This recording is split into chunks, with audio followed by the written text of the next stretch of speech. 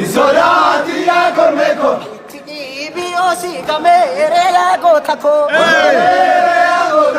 Hallelujah Agotako, Ayana Sadari Kole, Dagaba Sadari Gibe, Isaya Sadari Gibe, Isodatia Cormeco, Isodatia Cormeco, Tibiosi Camere Agotako, Hallelujah Agotako, Stajole Colfe Agotako, Hallelujah Agotako, Atalena Devi Agotako, Hallelujah Agotako, Stajole Wadoya Agotako, Hallelujah Agotako, Candida Sosome Agotako, Hallelujah Agotako, Dagaba Sadari Golja, Dagaba Sadari Golja, Sodatia Chuchuko, Isodatia Chuchuko, Durade Mendandi Tolchare Agotako, Hallelujah Agotako, Orole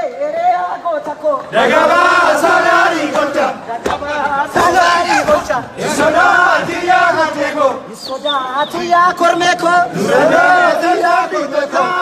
Agotako, Alaya Pule Agotako, Hallelujah Agotako, Yamakasi Pisaya Agotako, Hallelujah Agotako, Otonam Wajiru Agotako, Hallelujah Agotako, Enuna Dorsisaya Agotako, Hallelujah Agotako,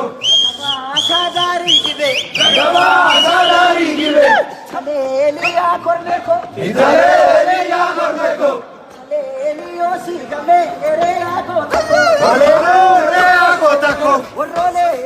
Agotako, Dagaba Sadari Gibe, Dagaba Sadari Gibe, Isodatia Cormeco.